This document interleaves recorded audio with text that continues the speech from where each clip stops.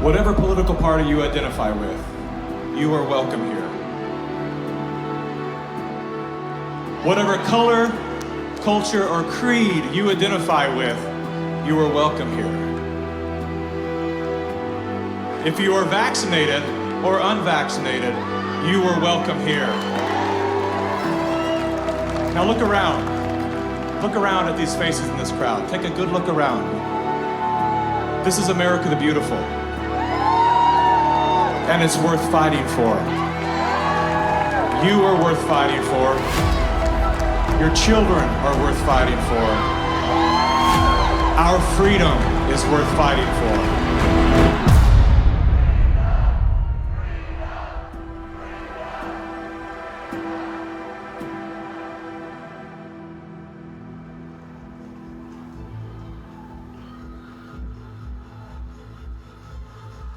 My name is Mikki Willis. I'm a father, a husband, and an investigative filmmaker. I was raised in California by a single mom who did her best to care for 4 children on her own. As a child of the welfare state, I witnessed firsthand what happens to the psyche and spirit of those who become dependent on government assistance. Had my mother known the difference between a hand up and a handout, she may have avoided the trap that kept us living on the edge of poverty, like so many people are today. Living in fear of losing her welfare assistance, Mom remained single and lonely until the day she passed, at 58 years young. Her life was cut short by a combination of toxic cancer treatments and grief. Just 34 days before she passed, her first son, my brother, was killed by a drug called AZT. Hundreds of thousands of innocent people died as a result of that prescribed poison. The pusher of AZT was none other than Dr. Anthony Fauci. The reason that only one drug has been made available, AZT, because it's the only drug that has been shown to be safe and effective. Well, it's certainly nice to know that the future looks brighter. 30 years later, there he was again. Same script, same actors, same performance. These are safe and effective products. Knowing what that man had done in the 80s and 90s, I couldn't believe he was still in a position of such power.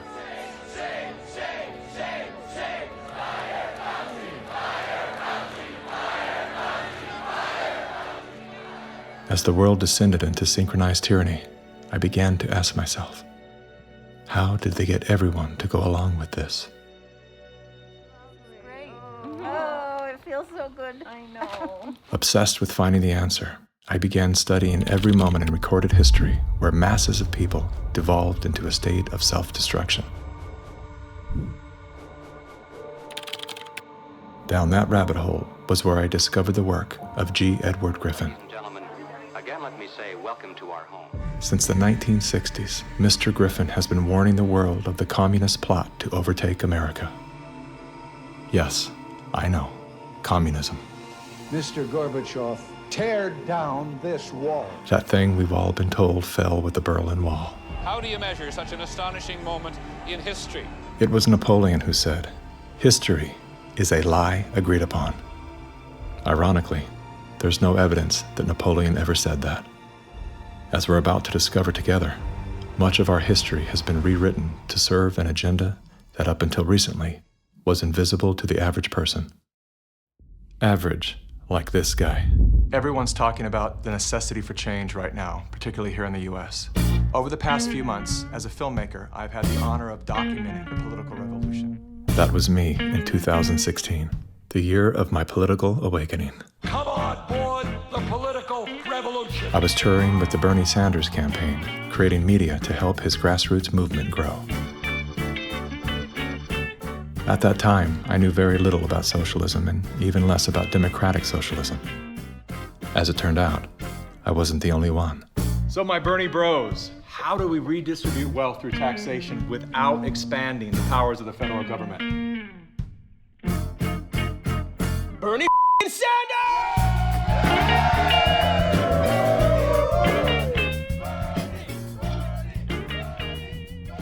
As confusion set in, I began turning my questions inward. Are they hypnotized? Am I hypnotized? That question, that one simple question, activated some strange sort of faith healing. Suddenly, I could see. How did I not see this before? There were so many red flags.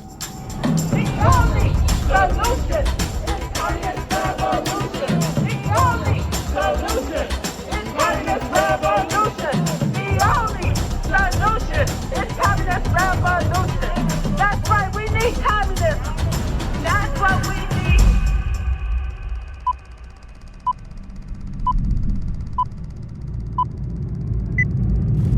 I'm well aware that whether you're here in person or through the medium of motion picture, that for most of you, it's not easy to fit meetings of this kind into your schedules. But the fact that you are here indicates that you do have an interest in the subject. So in order not to waste any of your time, let's dispense with the usual preliminaries and get right down to the business at hand. We're going to examine in quite a bit of detail the communist theory and practice of revolution, particularly as applied to the United States. Now, this will not be something dreamed up out of thin air. This will be the strategy as taught by them and advocated by them in their own manuals, in their textbooks, and in their schools. The new program of the Communist Party on this subject has this to say. The term socialism describes but the first stage of a new society that in its full development is called communism. Socialism is a transitional stage. Jim Carrey, everybody. I went out today and bought me some freedom-friendly Nikes. Yeah, that's right. As a salute to Colin Kaepernick, to Nike, congratulations on your fantastic choice. Thank you so much. Well, it's good to be back in dystopian America. The Republicans are running with the word socialism. They're trying to say... They're trying to scare people. Scare people. It's communism. It's Venezuela, Trump says. We're going to be living in Venezuela. I grew up in Canada. I'm here to tell you that this bullshit line that you get on all of the political shows from people is that it's a failure. The system is a failure in Canada. It is not a failure in Canada. I never waited for anything in my life. I chose my own doctors. My mother never paid for a prescription. It was fantastic. And I just got back from Vancouver, and I keep hearing this, like, Canadians are so nice. Canadians are so nice. They can be nice because they have health care. Because they have a government that cares about them. In Canada, the authorities say it's now a state of emergency. Riot gear swept through Canada's capital. Today, police in Ottawa used batons and pepper spray. They just trampled that lady. Look what you did to her! Medical wait times in this country are longer than ever. The cost of living just keeps climbing. There's a socialist coup unfolding in Canada, and we taxpayers are funding it. In the recent years, a lot of Canadians have been watching their once well-regarded country become what some are even calling tyrannical. A country previously hailed as the most free and democratic in the world. Now, the People's World, the official West Coast newspaper of the Communist Party, ran this rather interesting editorial. What is needed now is an effort that begins to approximate the magnitude of the problem. As a minimum, such a program should demand massive emergency action by the federal government. The federal government has invoked the Emergencies Act. As of today, a bank or other financial service provider will be able to immediately freeze or suspend an account without a court order. If you are involved in this protest, we will actively look to identify you and follow up with financial sanctions and criminal charges. Banks have already started to freeze the accounts of people involved in the protests. Please get out. Immediately get out. Intimidating people in a church during the Passover. Unbelievable. Growing up under communist dictatorship, I have been warning Canadians that that's what's coming. I could smell it. I could see it at every corner. We will not put up with this anymore. We are fighting back. Protests, public protests are an important part of making sure we're getting messages out there, but using protests to demand changes to public policy is something that I think is worrisome. Okay. So here we have the Prime Minister of Canada saying that, yes, we have a highly functioning democracy and they have the right and freedom to protest. However, if those protests are used to demand change in government policy, then no. The small fringe minority who are holding unacceptable views that they're expressing.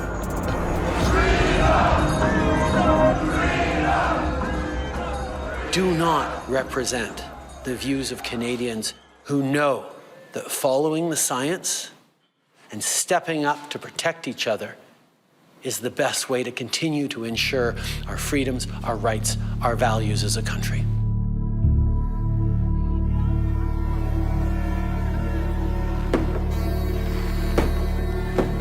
Liberal Prime Minister Justin Trudeau claims to be following the science, but Trudeau's science often comes in the form of this bizarre authoritarian technocracy. I think that Justin Trudeau stepped on the landmine when he weaponized the banking system in Canada against the truckers. Those peaceful trucker protests, their most violent act was honking their horns. And in retaliation, they had their access to their bank accounts, and anybody that supported them in any way had their access to bank accounts eliminated. And at that moment in time, we all came to realize what was really going down. Even with Sun TV watching for any slip, he was asked which country he most admired and referred to China. There's a level of admiration I actually have for China because their basic dictatorship is allowing them. I applaud China for stepping up. I applaud Canada. You can tell what I'm thinking. A prime minister who openly admires the Chinese basic dictatorship, who tramples on fundamental rights by persecuting and criminalizing his own citizens as terrorists just because they dared to stand up to his perverted concept of democracy, should not be allowed to speak in this House at all. Mr. Trudeau, please spare us your presence. Thank you. Canadians know where I stand. This is a moment for responsible leaders to think carefully about where they stand and who they stand with.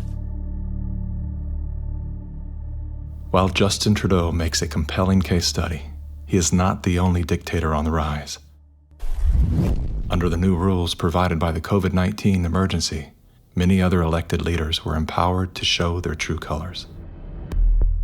Interesting how they all marched in perfect lockstep while chanting the same slogans. This pandemic has provided an opportunity. Here we are now with an economy in crisis, but with an incredible opportunity. It's certainly a major crisis, but it also offers us a unique opportunity. Unprecedented opportunity to rethink and reset. The great opportunity for reset. Opportunity for us to reset. For a reset.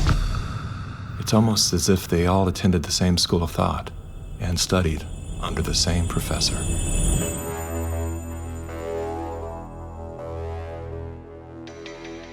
Some people would say this revolution is characterized by the fight of robots against human beings. And we will win this fight. Professor Klaus Schwab was born in 1938 in Ravensburg, Germany, where Nazi crimes against humanity were committed. His father, Eugene Wilhelm Schwab, was the managing director of Escher Weiss Ravensburg, a company that used slave labor to manufacture weapons of war for the Third Reich. While Klaus's father was at the helm, the Nazi Party awarded Escher Weiss Ravensburg the title of National Socialist Model Company. Years later, Klaus Schwab joined the board of directors at Escher Weiss Ravensburg, where he played a key role in the development of South Africa's nuclear weapons program during the darkest years of the racist apartheid regime. Today, Klaus Schwab is the founder and executive chairman of the World Economic Forum. If you'd like to meet the people who are supposed to repair the state of the world, or give a piece of your mind to the bankers who helped get us into this mess, we can tell you where to find a lot of them. The World Economic Forum. Founded in 1971, The World Economic Forum is an international private organization which receives billions of tax-free dollars from its members and their global enterprises. Every year, the WEF brings together its members with world leaders, big pharma executives, tech titans, Hollywood celebrities, media personalities, and internet influencers to meet in the secluded mountains of Davos, Switzerland. It is a tiny town folded into the Swiss Alps, a village where you could bump into Bill Clinton, Bill Gates, the head of Google, and the Queen of Jordan, all in one place. A lot of reporters cover the forum, but few get inside. It turns out there are two Davoses, one you see and one you don't.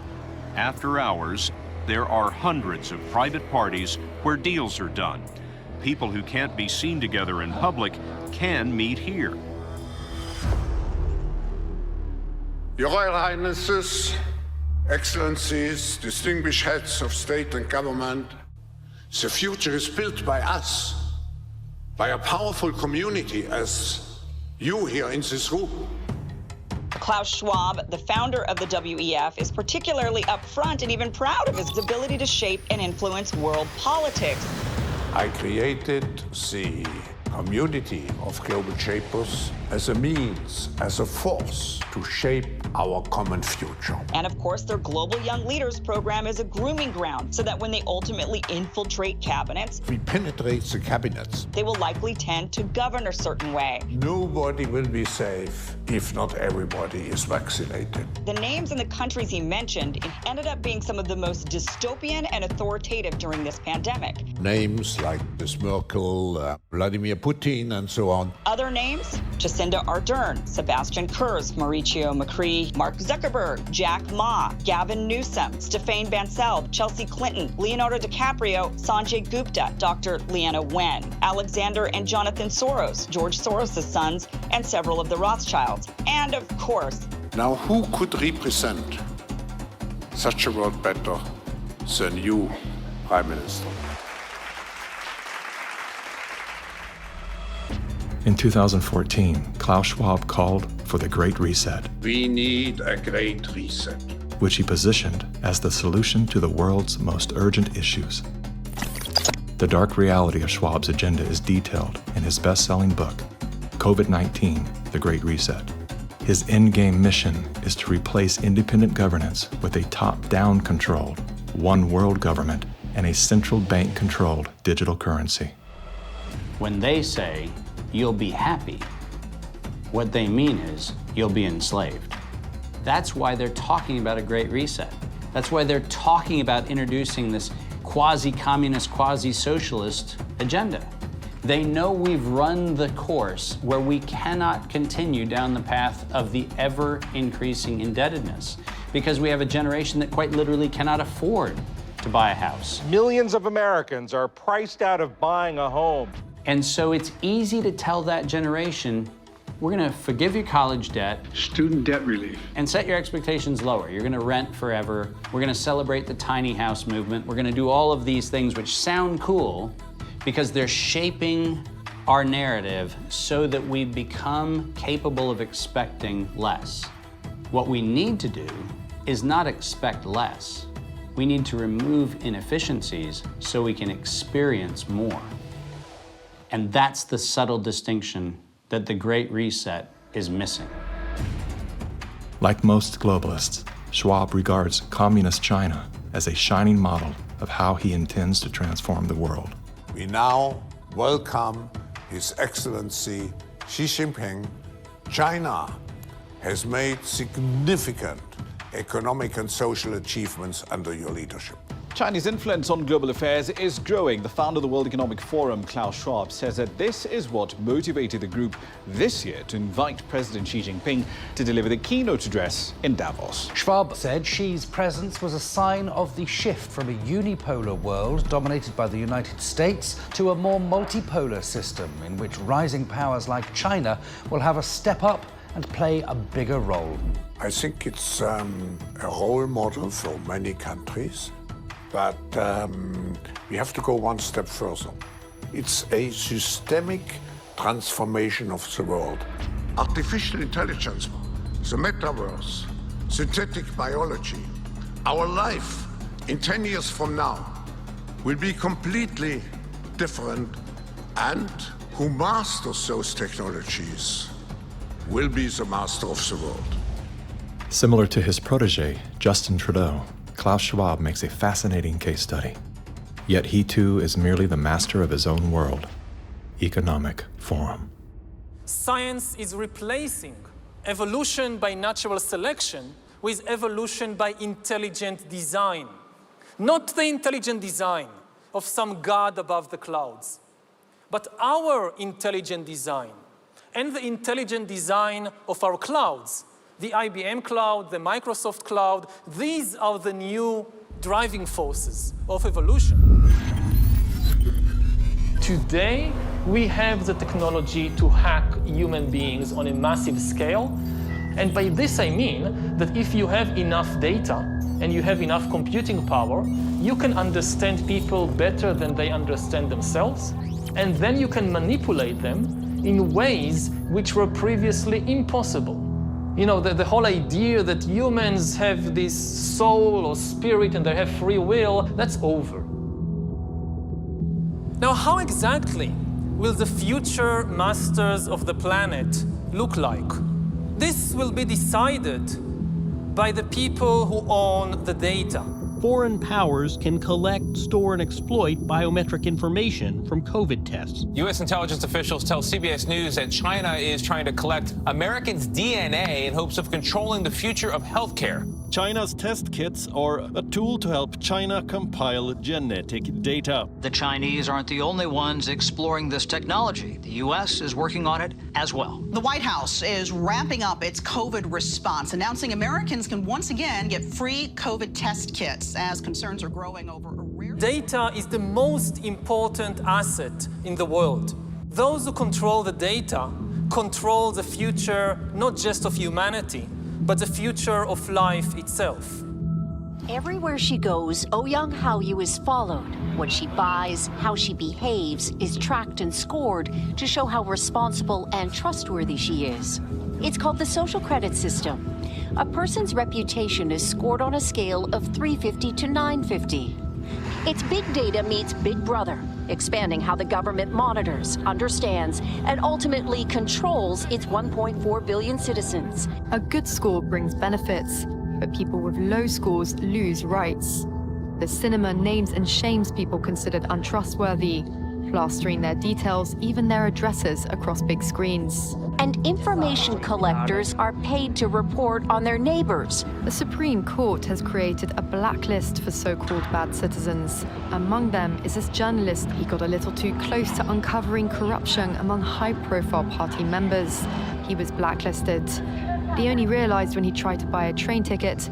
Once you're blacklisted, you can no longer get a bank loan, start a business, buy an apartment, or even send your children to a private school. By using the mechanism of social credit, we'll be able to establish a blacklist of people. These punishments will serve as a whip to rebuild moral values. And few here are willing to criticize it, something that may pose a risk itself for a bad score and the life that comes with it.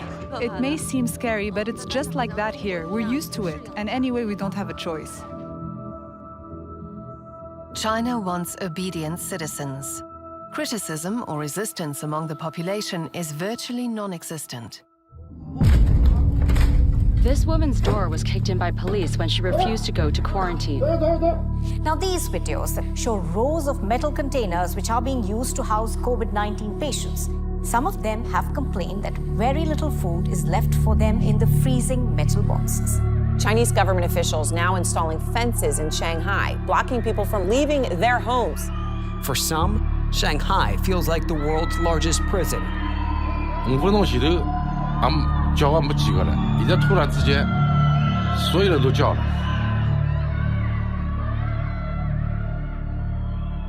How does a handful of autocrats gain total control over a population of 1.4 billion? I have 2 master degrees, one in clinical psychology, one in statistics. And at the beginning of the crisis, I started to study the statistics a little bit. The initial mathematical models and the initial statistics all had dramatically overrated the dangerousness of the virus. That was the moment when I started to think how it was possible that an entire society and an entire population was in the grip of a narrative which in many respects was blatantly wrong. After a few months it became clear to me that the only mechanism that could explain what was happening in society was what is usually referred to as mass formation.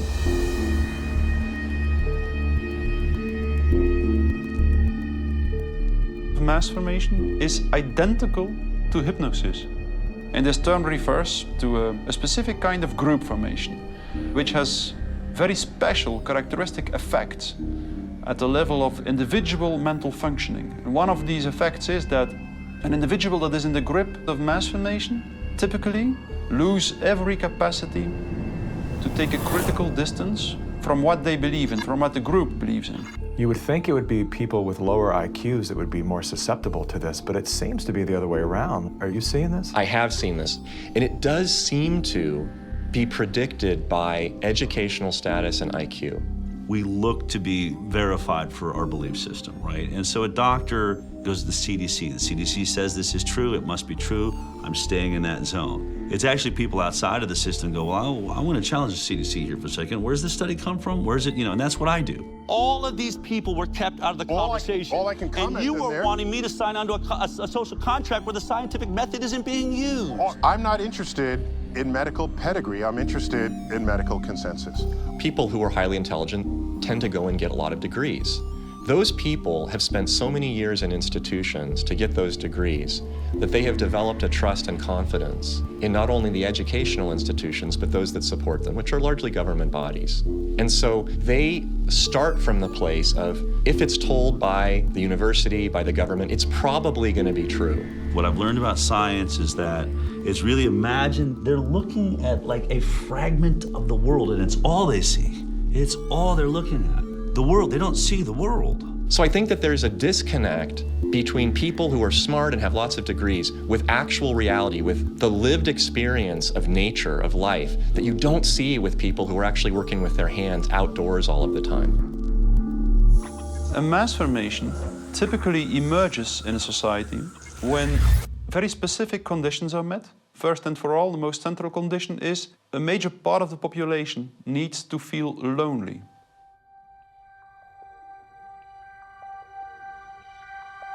Doctors say the very rules to keep people safe from the virus are doing great damage when it comes to anxiety, depression, and even suicide. And now everyone is suffering, but children are particularly at risk. The real pandemic here is the psychological warfare that's being waged on every single human being. See, if you take a human being and you put them in a chronic fear state, and you couple that with human isolation, what happens is they psychologically decompensate and live in such emotional pain that they will gravitate in an irrational way to anything that you promise them will alleviate that pain. Once people feel disconnected from their environment, they will typically start to experience a lack of meaning-making in life. And under these conditions, if a narrative is distributed through the mass media, indicating an object of anxiety and a strategy to deal with this object of anxiety, they suddenly, connect to one small object of fear, for instance the coronavirus, and afterwards, people don't feel lonely anymore. They feel connected again. Let me hear it if you've had the Pfizer vaccine. Let me hear it from Moderna. AstraZeneca. Let's hear it from the anti-vaxxers.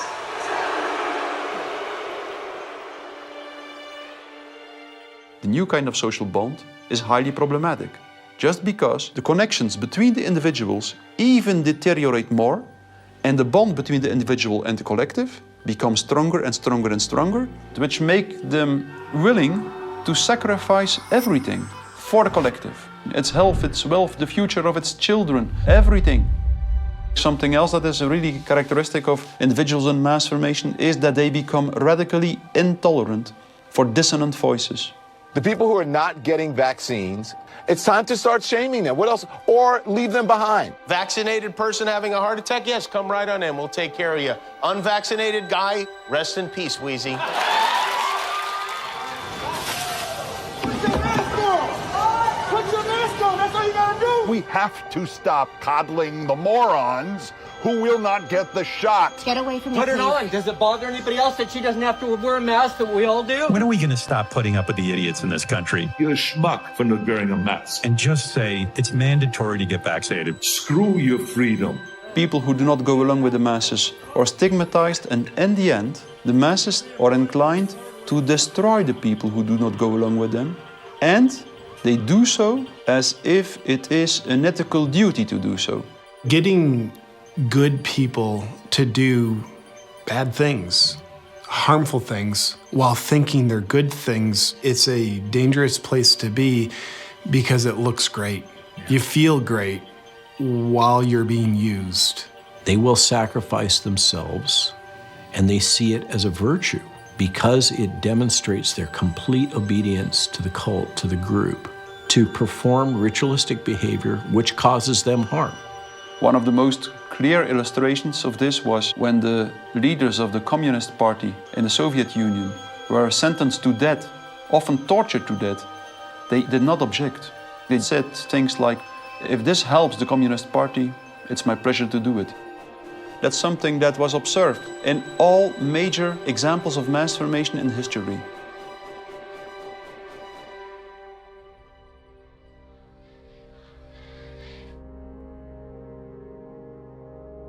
I was born in Communist China 2 years before Mao started his Cultural Revolution. So we had to be indoctrinated and chanting slogans and holding Chairman Mao's little red books to say, "Long live Chairman Mao, long live Communist Party." Inspired by Soviet Union dictators Vladimir Lenin and Joseph Stalin, China's communist leader, Mao Zedong, borrowed from the playbook of the Russian Revolution.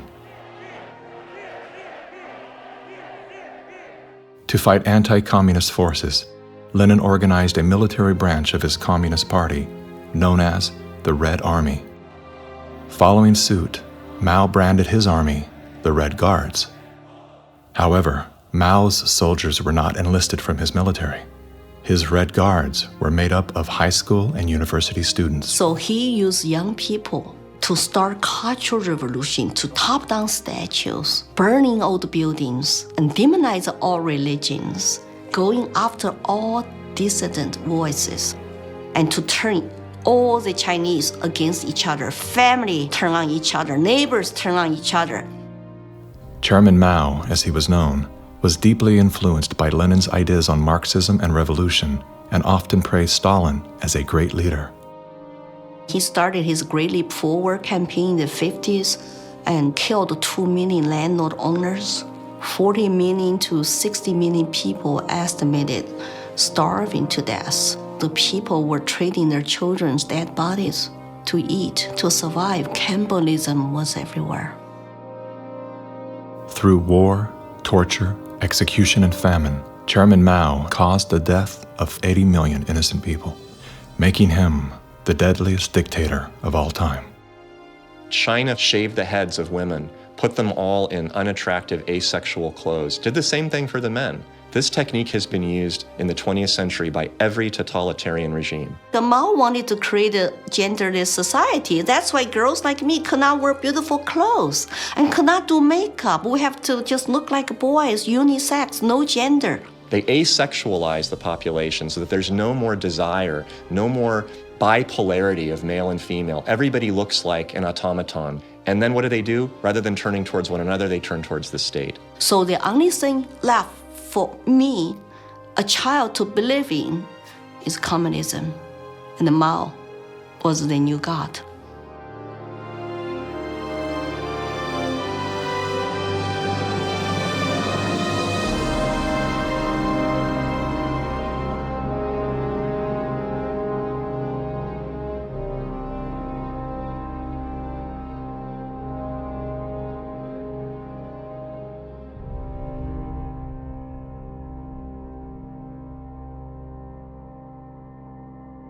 Now, in China, the government is not only cracking down on Muslims, but on other religions as well, as it pushes to assert communist ideology. Here's something else that is banned in China: Falun Gong, a religious movement that emphasizes on spiritual enlightenment and cultivation of virtue.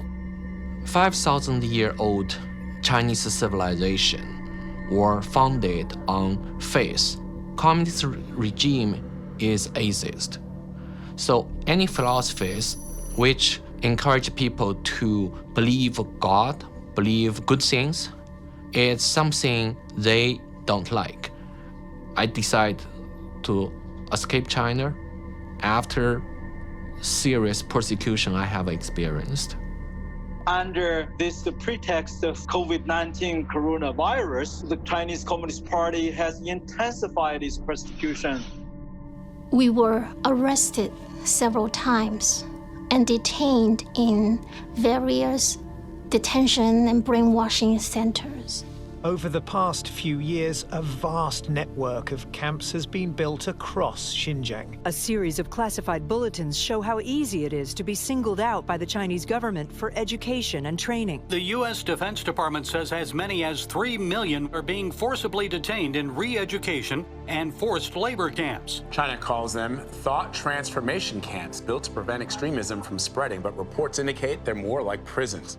When I was detained in a detention center, I was handcuffed and hung over a radiator pipe with my toes barely touching the ground. And I was hung over there for 3 days. The CCP guards brought 4 male detainees into my cell and began one of the worst experiences of torture. And on the brink of death, I realized I could do nothing but turn to my belief. So I pray to be saved. Moments later, one of the 4 male detainees suddenly fainted on the floor, which interrupted the torture.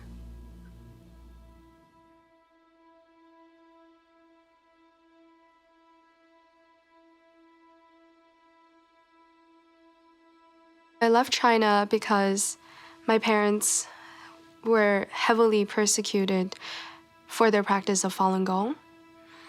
From age 1 to age 5, my grandparents were taking care of me because my parents, they were always inside some dark cells being tortured.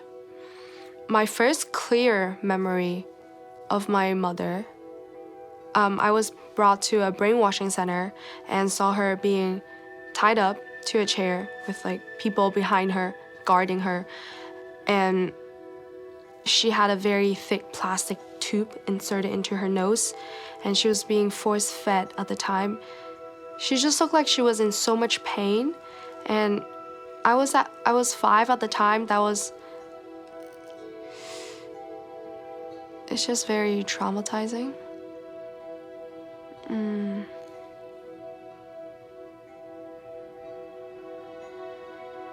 My school principal actually came to me several times and told me not to be a part of my parents and to report any activity that my parents would do.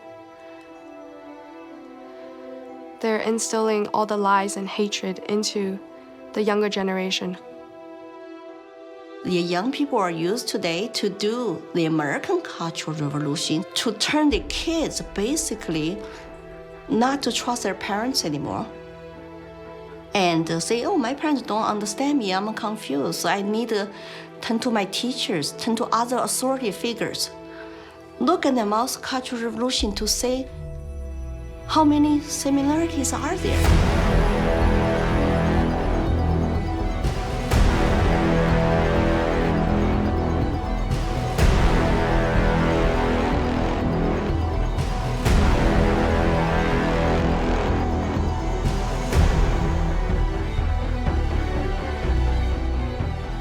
Communism will win. That's not a joke. That will happen. You are happy with what was happening in the USSR No, we're between not. 1917. We make a critique of it. That's why we're Maoists.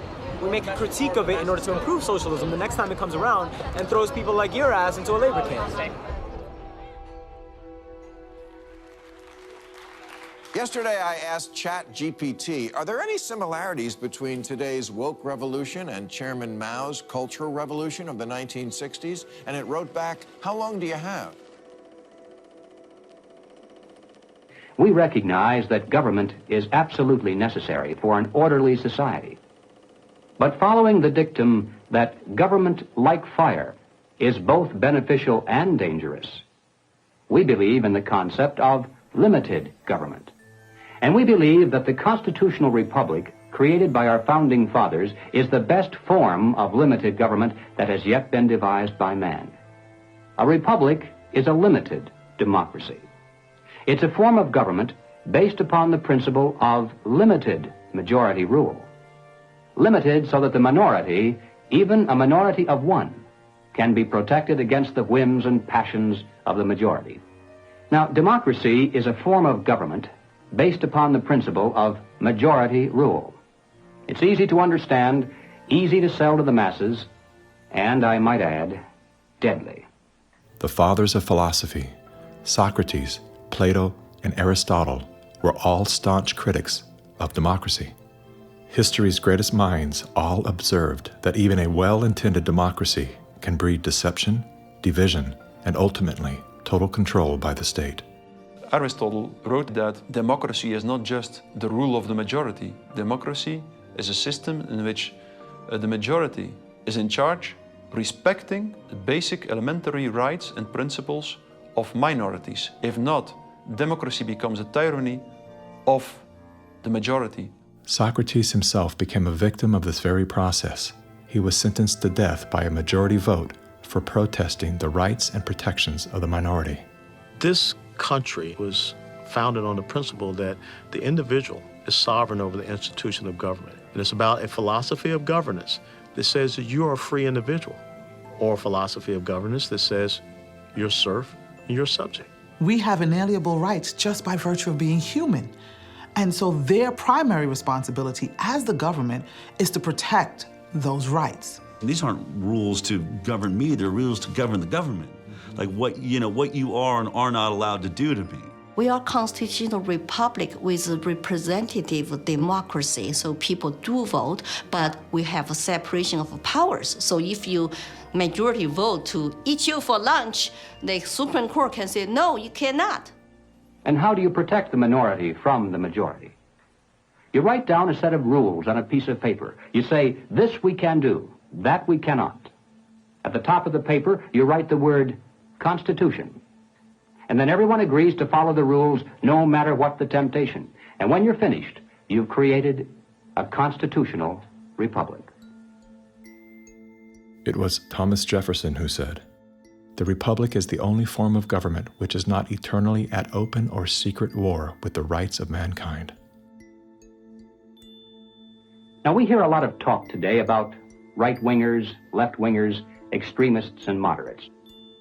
The political spectrum concept, if it has any meaning at all, is a measurement scale showing all the variations in government.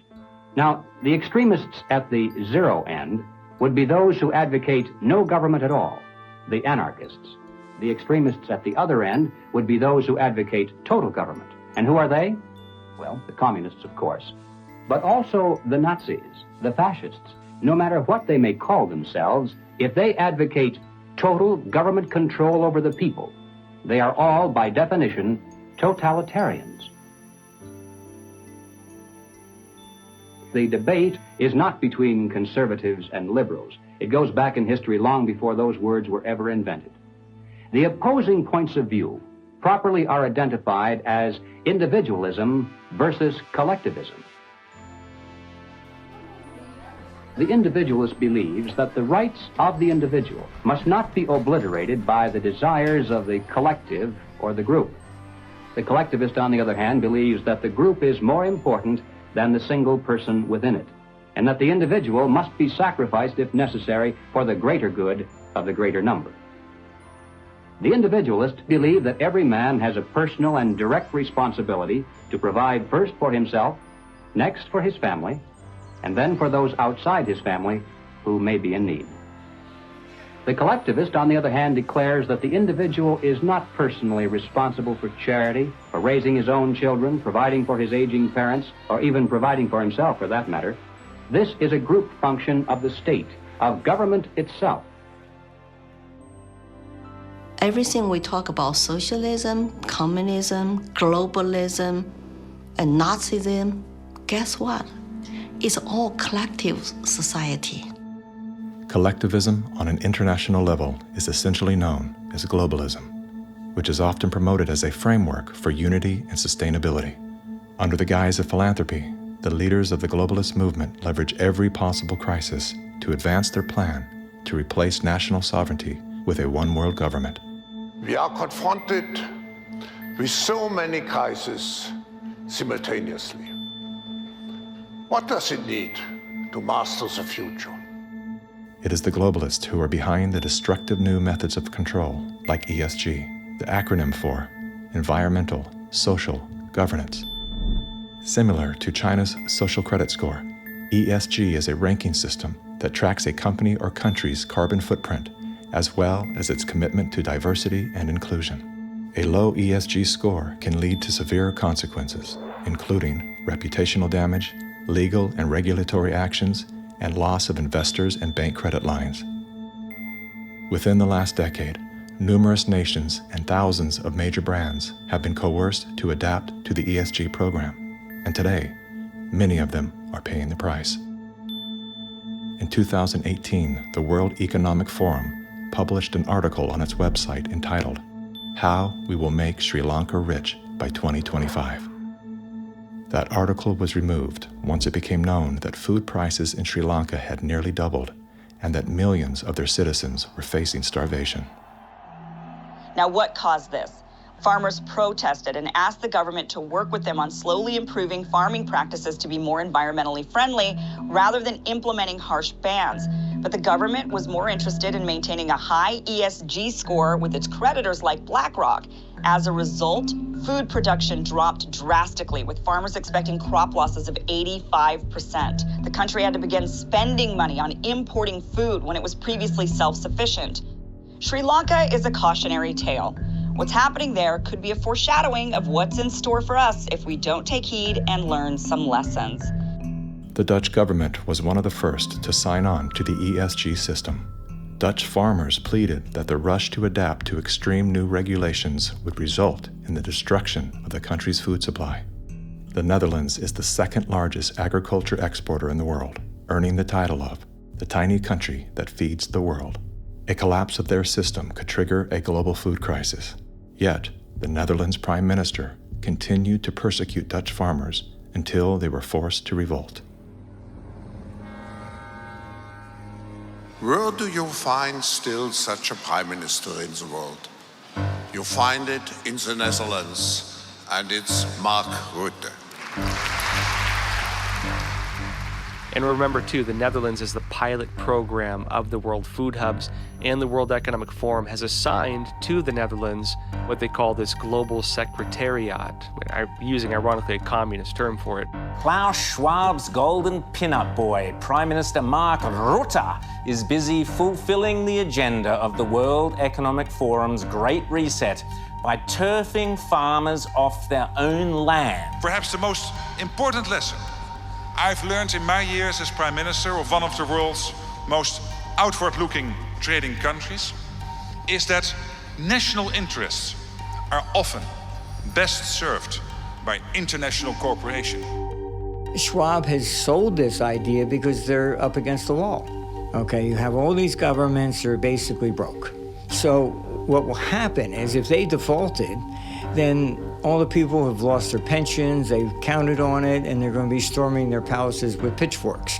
Schwab has sold the idea that, well, we go towards Marxism and you can still retain power. None of these net zero climate schemes work without massively disrupting or even destroying the lives of the little people. If you think about what created wealthy people wealthy throughout the many years of our human history, it was the ownership of land. And you have governments right now that are looking to take ownership of real estate, and it's happening everywhere. And you have this movement of individuals kind of going like, hey, like people should never profit off of real estate. And unfortunately, that ideology is what the government is using to take control. If we look at data from 2001 to 2015, there is a slow and steady trend towards more corporations owning single-family homes, apartments, office spaces, and less individuals actually owning real estate.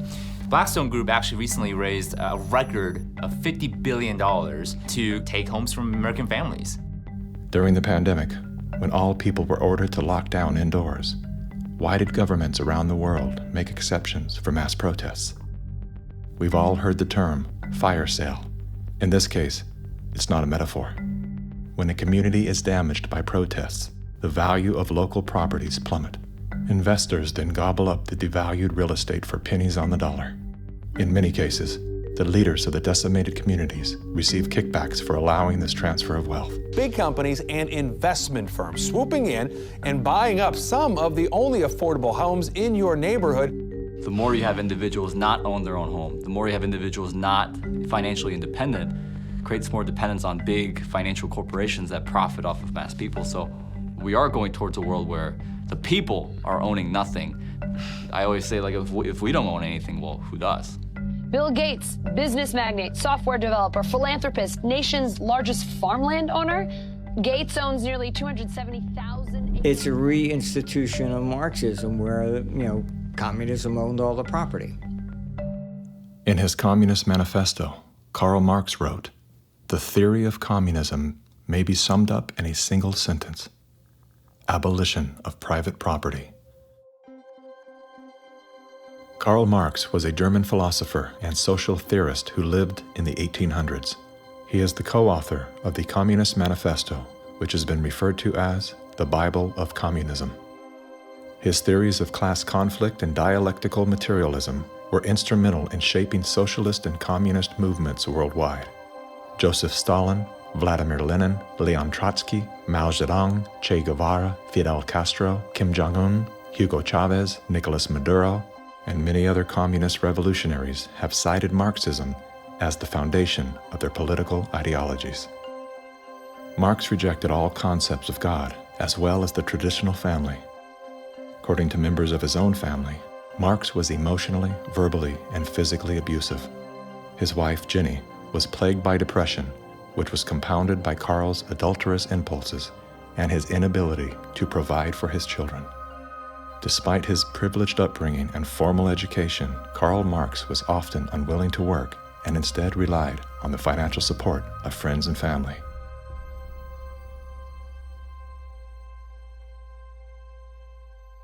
In 1943, the following directive was issued from party headquarters to all communists in the United States.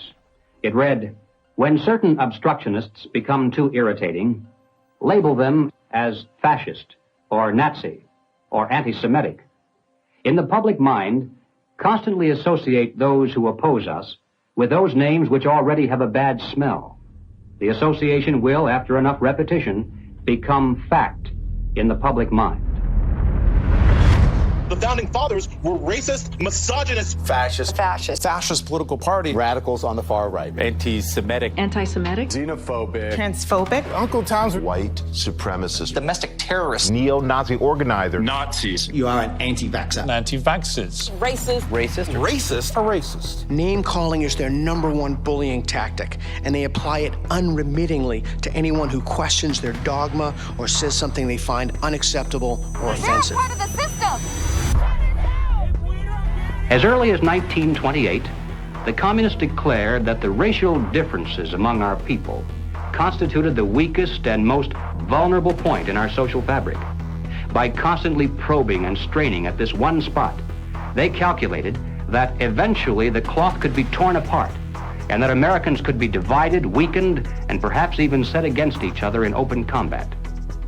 They said in no unmistakable terms that the Negro people, because of their social status and their predominant working class composition, offered greater revolutionary possibilities than any other cross-section of the population. How do we get out of this mess? Revolution, nothing less. Revolution, nothing less. Revolution, nothing less. Revolution, nothing less. Revolution, nothing less.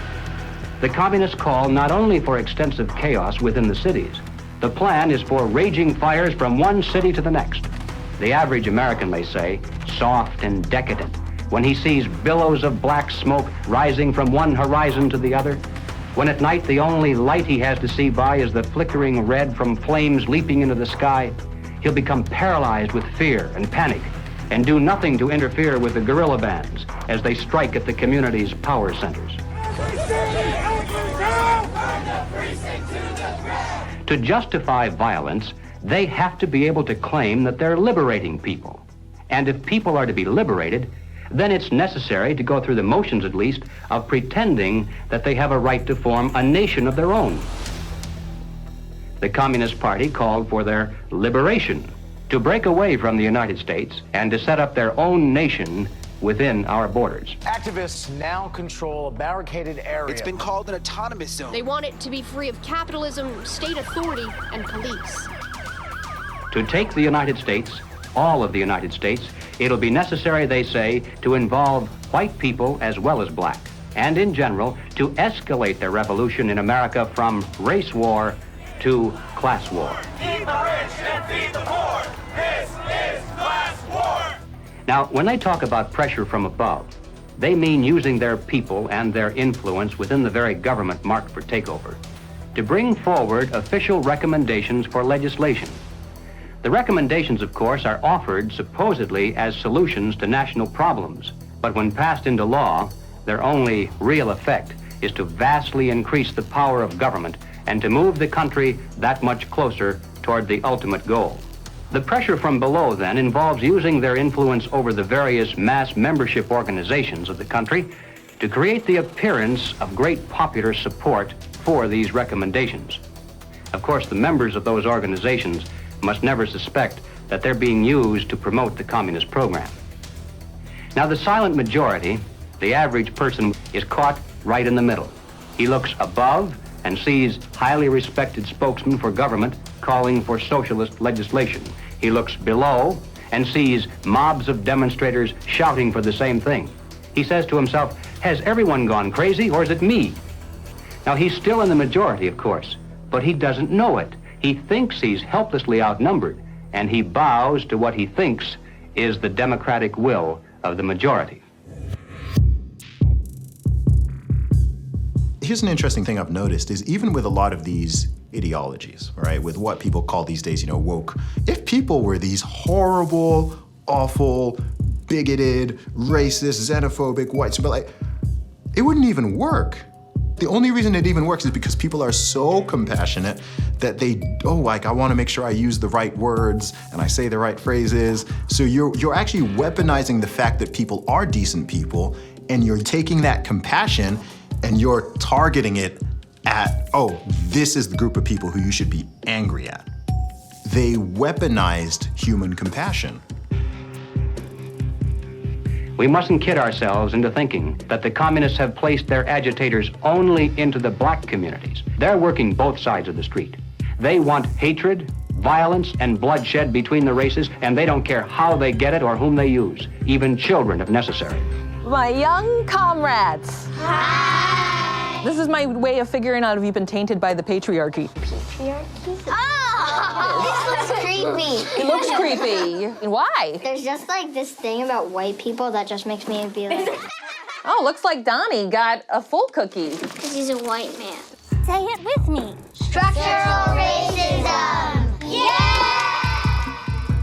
You may have wondered why the Communist Party has been a staunch supporter of the drive to place a black studies curriculum into our high schools and colleges. The reason becomes obvious the minute you take a look at the textbooks and the study guides.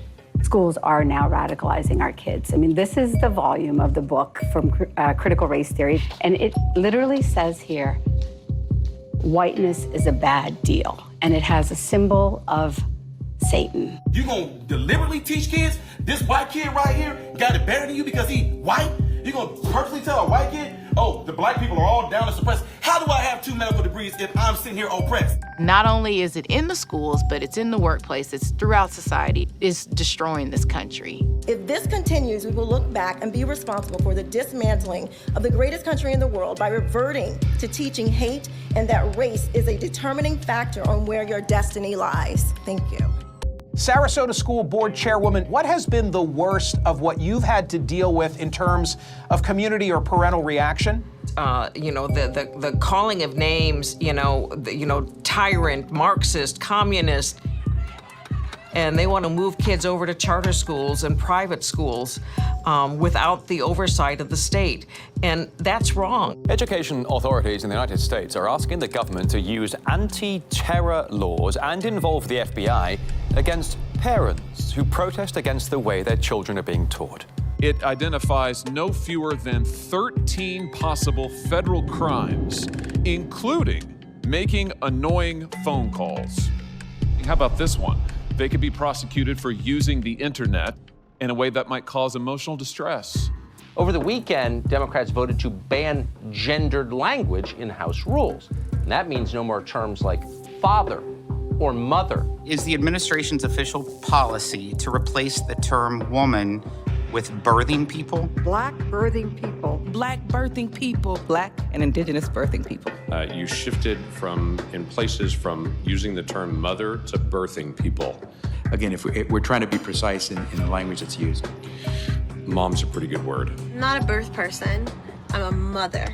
Can you provide a definition for the word woman? Can I provide a definition? No. Yeah. I can't. You can't? Not in this context. So I'm not a biologist. The meaning of the word woman is so unclear and controversial that you can't give me a definition? Do you believe then that men can become pregnant and have abortions? Yes. Literally everything that was fought for women's rights is going straight down the drain. This environment that has been created and corrupted and manipulated does not respect women, does not respect children, does not respect men. It cares nothing for family. So that's why they have to attack mother and remove father, because she's going to protect that child, he's going to protect that woman, and they both are going to protect society. Good evening. Good evening. Thank you very much.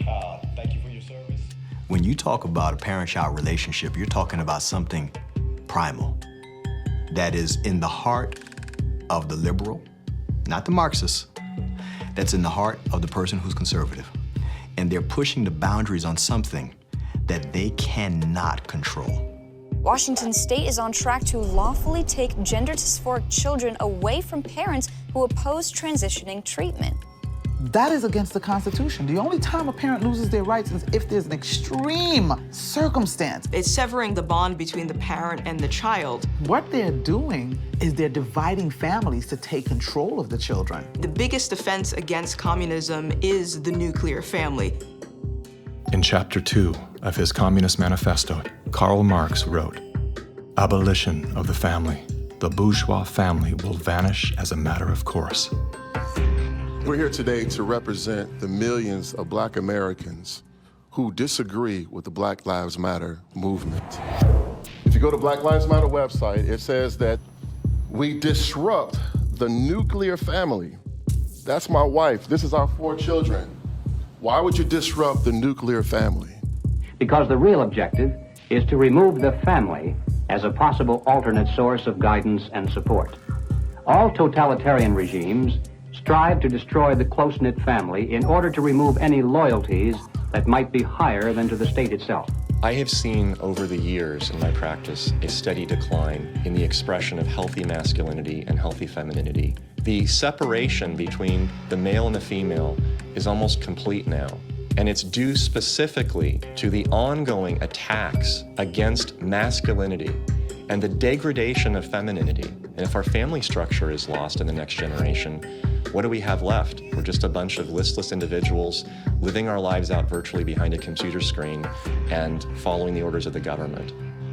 Maybe it's because I came in the movement at 17 and a half, so I have just a knack for knowing how to organize young people I was at our publications table today, and I was speaking to this young person, and he grabbed the book, and he said, it's like Mal's Red Book. And I was like, man, that's what I was thinking. And it was just really cool to hear him make that connection. I was like, how about you buy like 10 to 15 of these books, and you all have like a youth organizing group where you talk about it, and you really try to engage this. We need to build off of this. We actually do have an ideological frame. Myself and Alicia in particular, we are trained Marxists. I do believe in Marxism. It's a philosophy that I learned really early on in my organizing career. Investigations into the Black Lives Matter organization has revealed links to groups that are pro-communist China. The self-proclaimed Marxist Black Lives Matter co-founder Alicia Garza also owns the Black Futures Lab project. Yet, all would be lost for the Black Future Lab if not for the Chinese Progressive Association. Donations to the Black Futures Lab don't go directly to the foundation itself. The Chinese Progressive Association gets them instead. Through forensic investigations, we now know that the 2020 BLM fiery but mostly peaceful protests were organized and partially funded through a network of pro-communist organizations. One of the groups is US-based Liberation Road, which was founded by a faction of the Communist Party of Vietnam. Liberation Road is allied with the new communist movement and has direct ties to the Chinese Communist Party. The San Francisco-based communist-rooted Chinese Progressive Association formed a sister company called Asians for Black Lives to serve as a bridge between BLM and the Chinese Communist Party.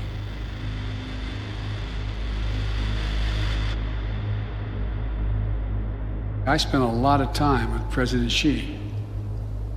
He's deadly earnest about becoming the most significant, consequential nation in the world.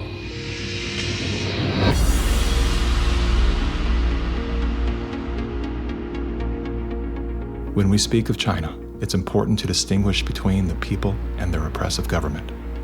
And while the Communist Party of China is undoubtedly America's greatest foreign adversary, it's crucial to recognize that the most urgent threat to the future of the United States resides within its own borders. We're so used to thinking in terms of the old-fashioned concepts of warfare, we fail to realize that the favorite weapons of communist conquest are instead propaganda. Do you know who the greatest propagator of disinformation in the history of the world is? The U.S. government.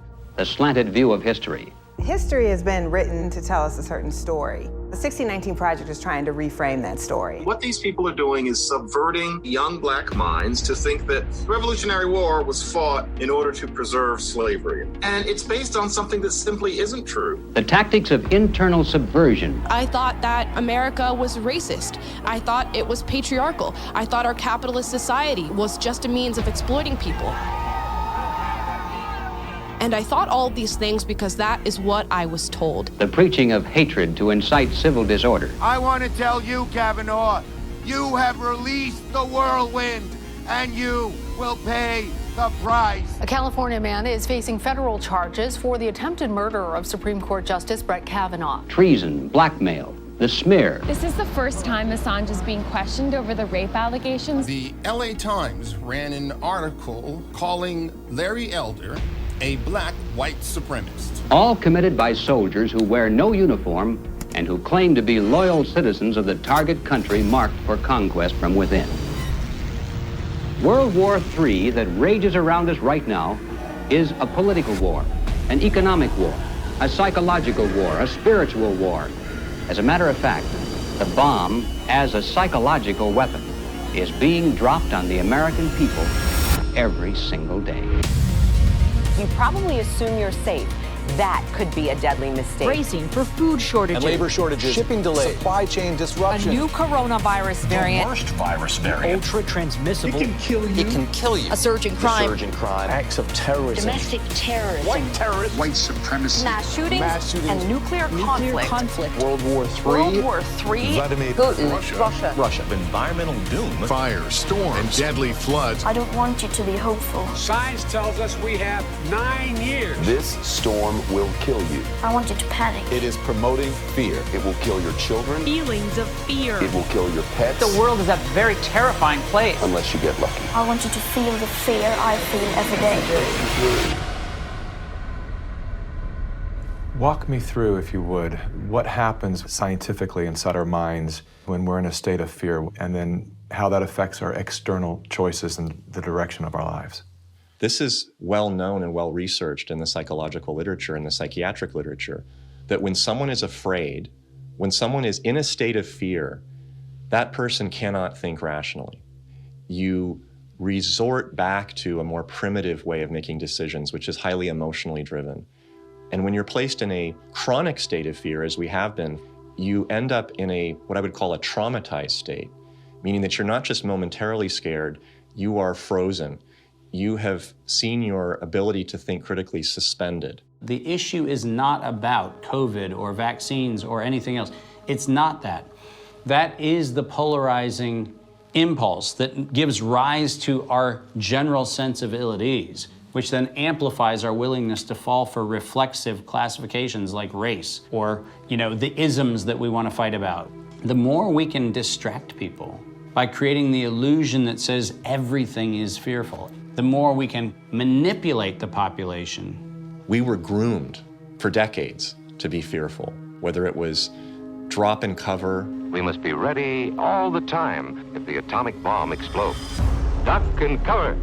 To protect against the threat of nuclear annihilation, or more recently, the impending ecological collapse of our planet in 12 years that AOC and Greta Thunberg keep warning us about. The world is going to end in 12 years if we don't address climate change. How dare you? All of these fears are grounded to some degree in reality. They're not completely invented, but they are exaggerated so greatly that we cannot actually reason through them anymore.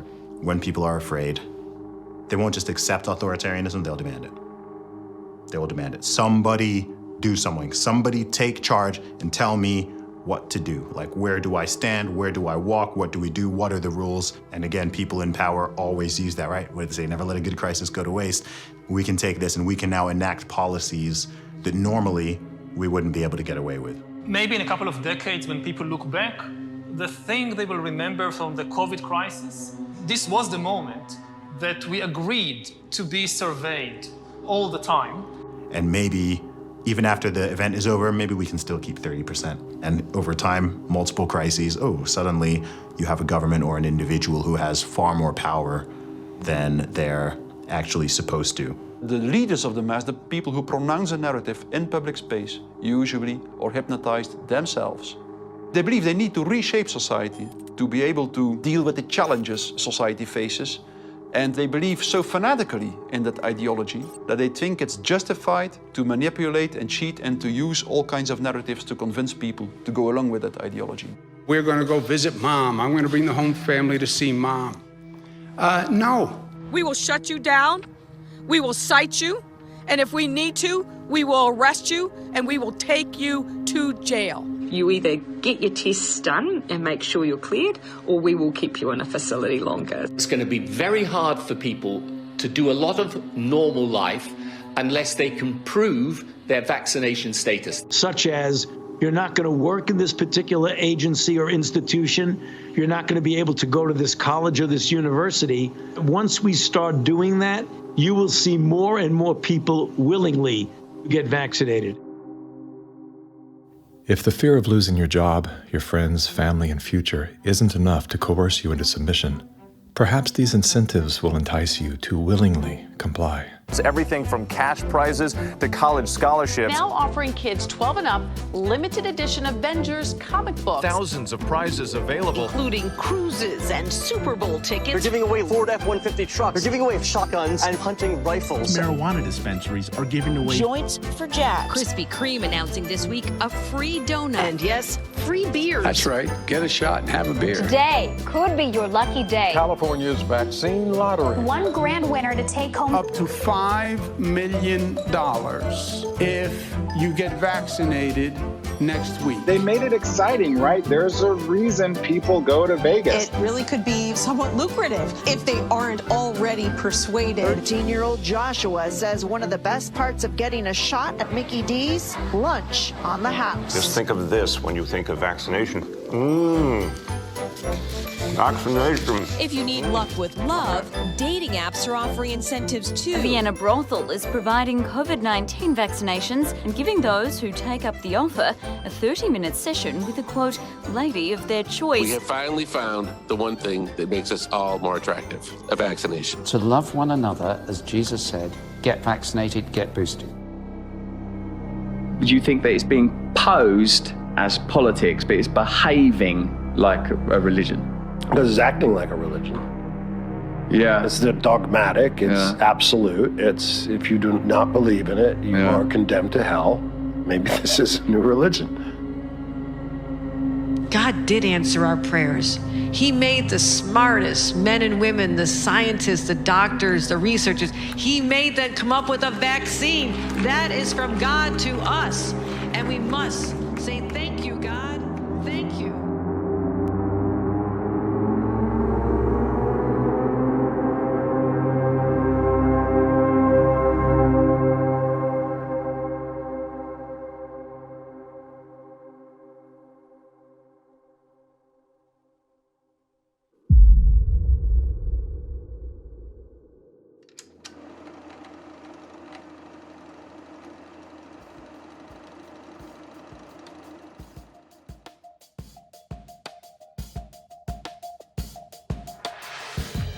There was a time, and not too long ago, I think, when we could have pulled ourselves out of this without too great a sacrifice on the part of anyone. But we didn't.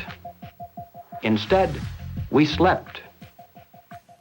Everywhere I look, I see men and women who know that communists are making headway in this country. They know that something must be done and that someone must stand up to them. But they themselves do nothing. They remain silent because they're afraid that if they speak out, it'll be bad for business. They may lose a client. They may even lose their jobs. Or perhaps they're receiving a regular government check and already are too dependent upon some of the very people and programs they know they should oppose. We have now passed the point of painless solutions and parlor patriotism. Well, all right, so what do we do about it? What are the countermeasures that need to be taken?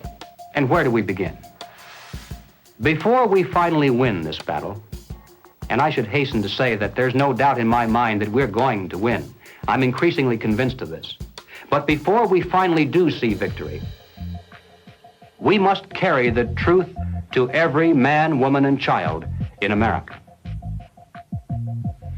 I have no idea of what each of you is going to do in the critical days that lie ahead.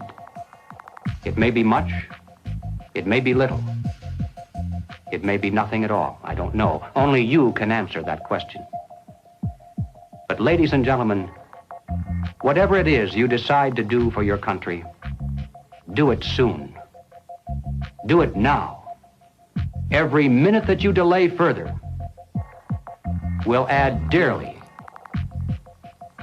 to the price of ultimate victory. Mr. Griffin, that was over 50 years ago. Where are we now? Hearing that phrase after all these years is kind of a shocker because I didn't realize really at the time how accurate it was going to be. But we're in the middle of it now, and so the ultimate victory is still ahead of us.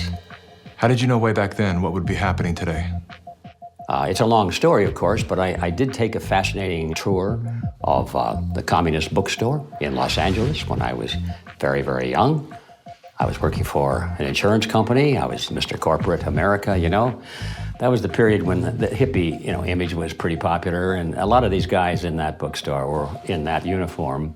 And I think they felt I was a potential recruit, Yes, we've always been quite willing to talk about We'll talk about socialism anywhere, in the streets or in the Senate, anywhere, They're a communist faction making a big power play for SDS. Is there any communists back here?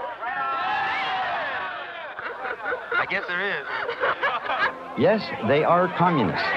and yet our nation seems unconcerned. Many newspapers, television commentators, and educators call these young revolutionaries dissidents. But are these voices voices of mere dissent, of mere student unrest, or of sedition and revolution?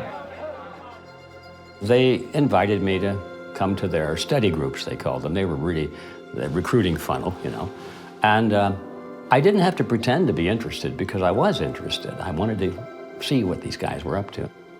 And of course, the more I read, the more I realized that these guys were deadly serious. And so my crusader gene said, hey, buddy, you better stop worrying about the corporate ladder and making money and looking good and start doing something about it. And I'm glad I did, because after that point, my life had a meaning and had a purpose more than just self-centered. Who are some of the key figures behind this agenda? I'm not sure we can name names. We know that there are layers and layers of control and influence, sort of pyramidal in form. At the bottom level, of course, it's just all the common people. Most of them don't even know what's going on. It used to be that an invader could come in with a superior army and people resent it, but they obey because if they don't, they get killed. Now, if they want to conquer people in this environment, they have to do it through the mind. And of course, today, after all the technology that we have, and the control over the communications and the images and the school system and the media, they have absolute control over the funnel of information that comes to the average person. And the average person, if they're not aware that there's a real war going on for their mind, they will be helpless. And as long as people are on the edge of fear, they're willing to give up their liberties and pay lots and lots in taxes. A tax on carbon. And as I passed through that idea that, in my view, the enemy is in a category called collectivism. And that's the word that applies to all of these things: socialism, communism, fascism, Nazism. All of these things are merely variants of collectivism. That is the philosophy based on the assumption that the group is more important than the individual, and that the individual must be sacrificed, if necessary, for the greater good of the greater number. That's the trick. You're doing this for society. Obviously, you don't like to tell people what to do, but sometimes for the good of society, that's necessary. We have to start doing things for the greater good of society, and not for idiots who think that they can do their own research. But it's not about me and my rights to choose. It's about how I love my neighbor. You are not doing this for yourself. If you are at all like me, your own health, your own risk, is not a big rational driver of all of your actions. They trick us into thinking that if you act in your own self-interest, that somehow you are selfish. And nothing could be further from the truth. Those of us who have discovered this trick long ago, we realize that enlightened self-interest comes into play. If you are acting out of self-interest, you soon discover that the best way to benefit yourself is to help other people. It does come back. The question is, how do we turn the ship around? I think that the path to political hell in America has been voting for the lesser of two evils. They create conflict because the conflict creates fear and confusion, and out of that chaos, people are not too analytical. They'll just struggle for some quick answer, which is who you're going to vote for. That's usually the answer that's offered to them. They think that if you just vote for somebody, the right person, everything will go away. You cannot wait until there's a list of candidates that's published and you say, which one am I going to choose? By that time, the game is over. All those candidates have been selected before you were even aware. You've got to get into politics at the local level so you have some influence in which candidates are selected. And that starts at the grassroots level.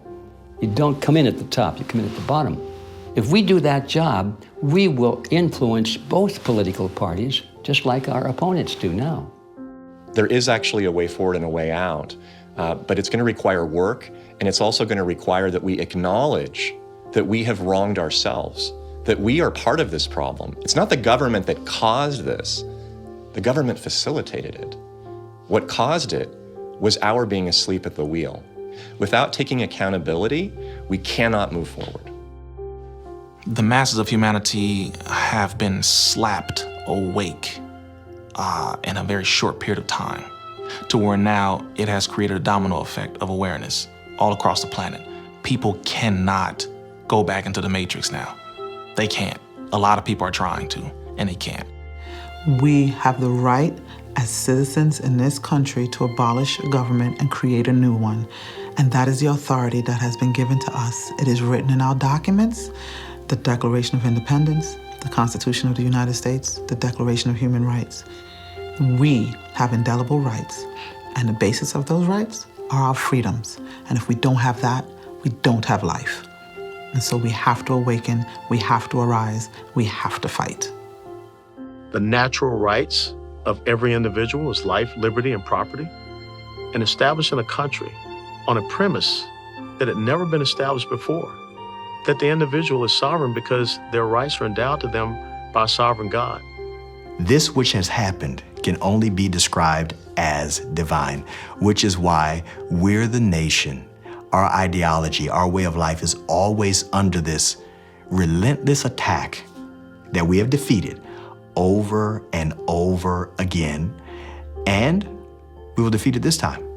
We're all fighting with each other, and the way that we combat that is doing the opposite of what these war overlords want us to do, which is fight with each other. We should be learning how to forgive and inviting other people to the table even if we disagree with them, and extending grace to one another even if we know that they've done something that we totally disagree with, because that's how we ultimately are going to heal as a nation, is understanding that we all come from different walks of life and we all live here together, and let's start talking. The only real problem that's existed in the world, it's division. It's that people are not getting in rooms, willing to speak with one another, see each other's hearts, and get to know, hey, what do you believe? What do I believe? And is there a way we can actually work together to solve these problems?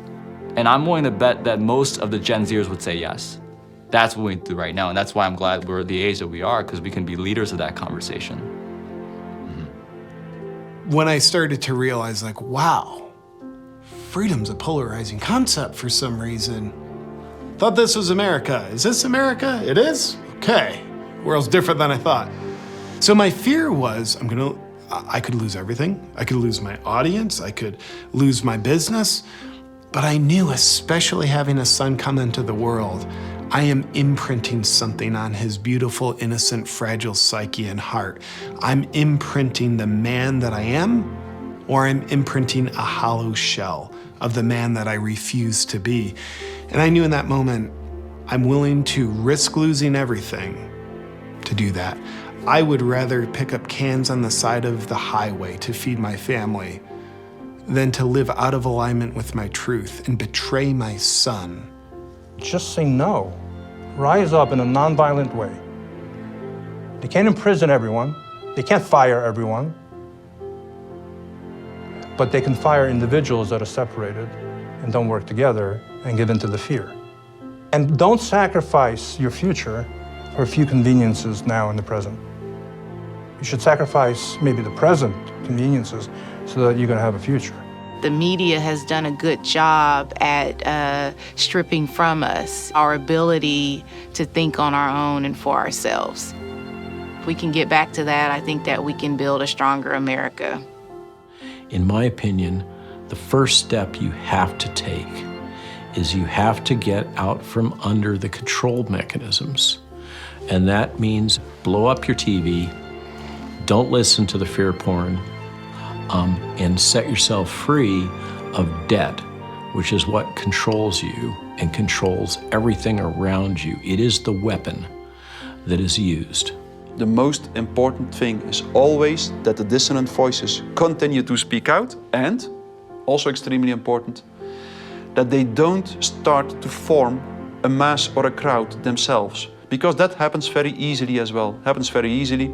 Once a large-scale mass formation starts, the people who do not go along with them feel threatened, and they can start to form a mass themselves.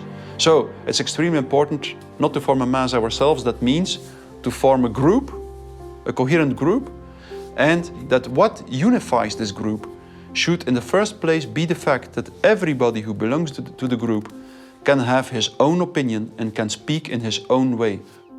What matters most to you?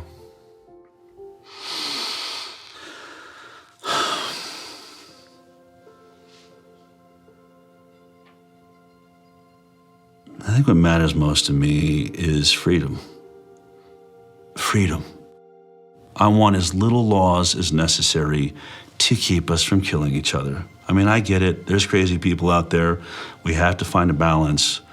In the end, I want my children to live in a world where they're free to dream, to take risks, to fail, to succeed. Hardship strengthens us.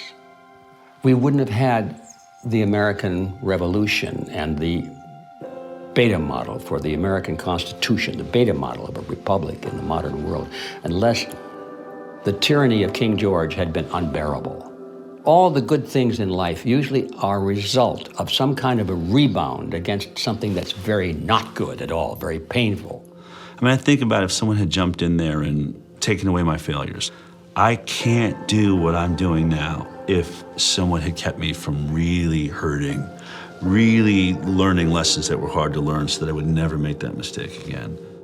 In a philosophical sense, we should be thankful for this movement that's happening, in spite of the fact that it's tragedy and it's hurting people and all that, but without it, we might just go right along in that pot and be boiled in time. But now the frog is jumping out, and we have a chance coming up here now to create a new vision, and it's going to be great. It's a bit cynical, but it is in the end good news that mass formation and totalitarianism always destroys itself in a relatively short time span. And the most important thing, of course, is that you have to make sure that the system does not destroy you before it destroys itself. Throughout history, it was always the very small minority. History has always been written by the 1% of the population. 15% of the population create history, and they follow the leadership, the thought leadership of 1%. But that 15% altogether is what changes history. And so all we have to do is reach 15% of the population. I think today, after all this time, we have more than 15%. We just have to get them together so they realize that they're not alone. And that's our task right now. I don't think our societies have taken the moment to look up and actually see and appreciate how much progress has been made in the past century.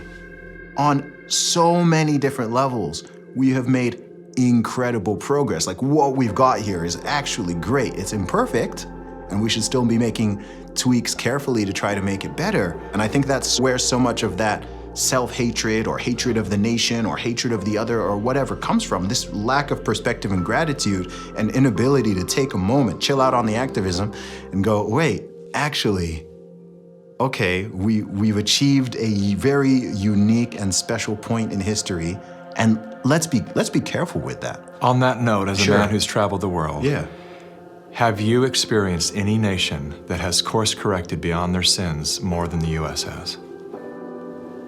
No. It's sad to see Americans who live in a free country, born as Americans, and do not recognize their privileges. You are born American, a free country. You never suffered a starvation. And you need to go to other countries to find out why all the immigrants, millions of them, want to come here. What is happening in our backyard today, I experienced as an 11-year-old. I remember vividly all the promises that a guy named Castro gave and how 99% of the people swallowed the pill. He was gonna save Cuba. I remember how he promised to the farmers, to the Guajiros, that you're gonna own the land. I remember all the promises that we hear today about free education and free health care and free land. And my God, no freedom. The defectors here that are speaking out against the Communist Party in China are risking their lives. And Our government is not interested in listening to them or helping them in any way.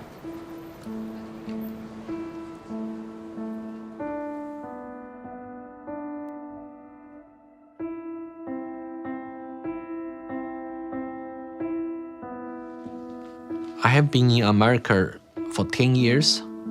I saw a lot of Americans with wonderful hearts. America is a beacon of freedom. I'm happy living in this land to practice my religion and to have a peaceful life. That's my hope. America is last stand on earth for freedom. If we lose this country, the world will be a very dark place. I have 3 children in this country. I want to protect their American dream. So here I am, you know. I've noticed that every time you speak about America, your eyes fill with tears. I do love this country.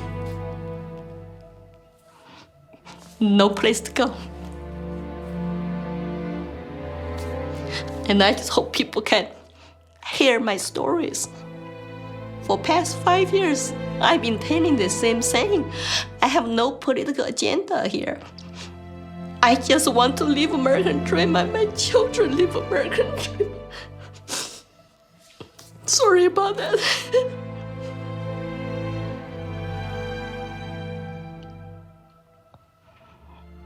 It's time to ask questions. It's time to wake up.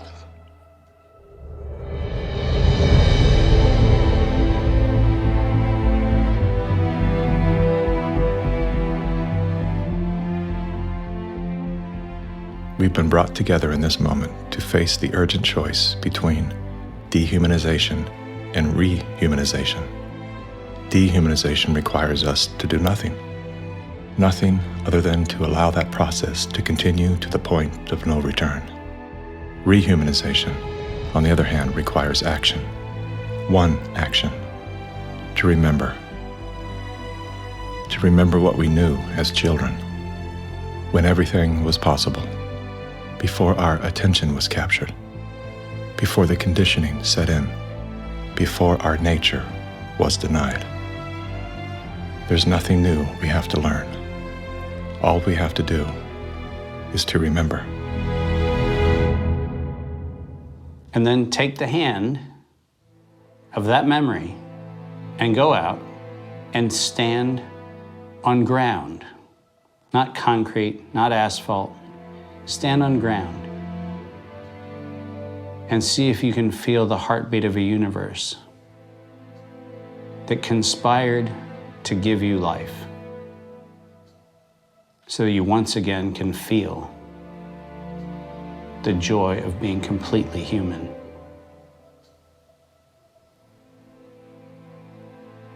And then never forget that moment.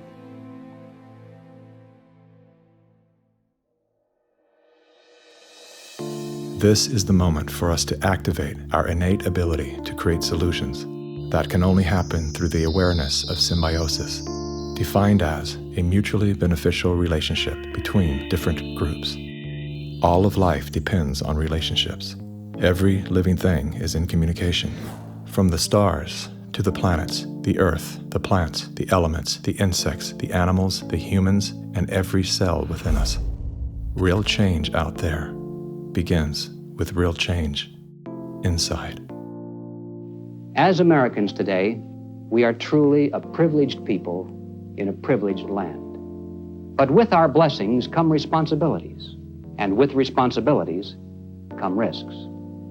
The challenge of our time is that we must accept both the responsibilities of our blessings and the risks involved in defending them for ourselves and for future generations. And we must do this without hesitation if we are to be worthy benefactors of that precious heritage of freedom passed on to us through the epic sacrifices of those who have gone before. Now, that is not flag waving, and it is not cliched patriotism. as a simple statement of the obligations of citizenship in this glorious land, our land, which with God's help we shall preserve.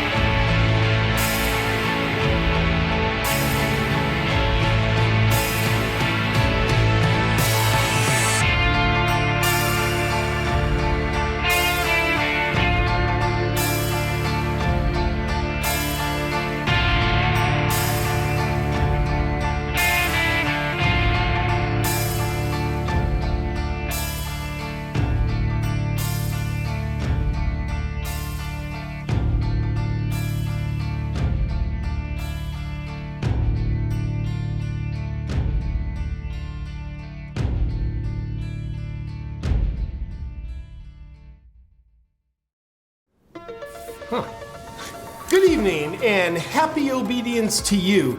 Our top story tonight: why are young people dying suddenly all the time? It must be old age. Moving along.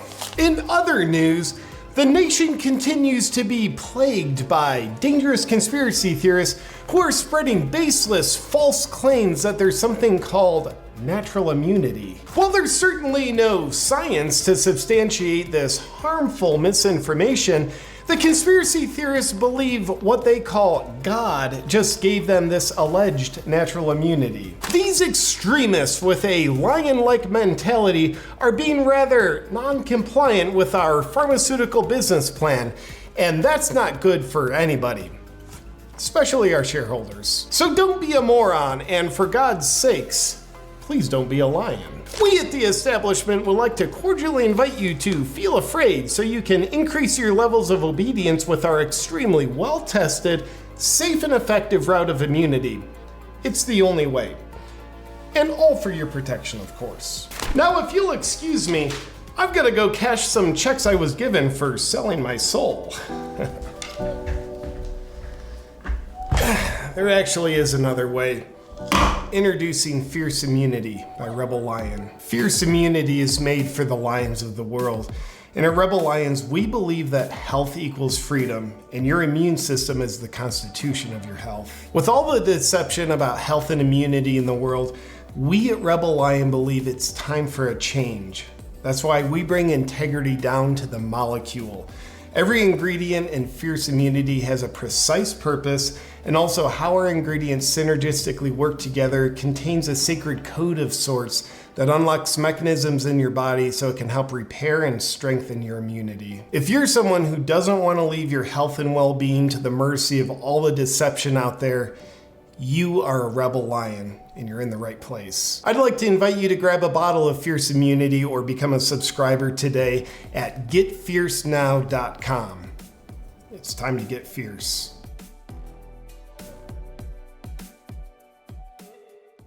Very soon, the US dollar could be facing a collapse. The global trend to de-dollarize certainly continues. Those of you who are holding dollars, you surely might go into losses. If this happens, are your resources safe? The G7 is launching central bank digital currency. A cashless society is terrifying. All governments have agreed that your money in the form of CBDCs will be programmable. The central banks believe that our assets belong to them. They will control your money, how long you can have it, what you can do with it. They want to take away your freedom. But a solution is finally here. Introducing the I2 Financial Solution, an alternative to CBDCs. The first ever 100% secure and 100% insured uncensored financial solution for all your money. Merchant services easily store your money and your digital assets. Anonymous Visa, debit cards, swap and hold currencies. Buy gold and silver instantly. Easy, fast, secure. 100% fully insured, empowering you with the freedom to choose. The future of humanity is secure. The I2 Financial Solution. Sign up for early access only on Infinite TV/I2 now.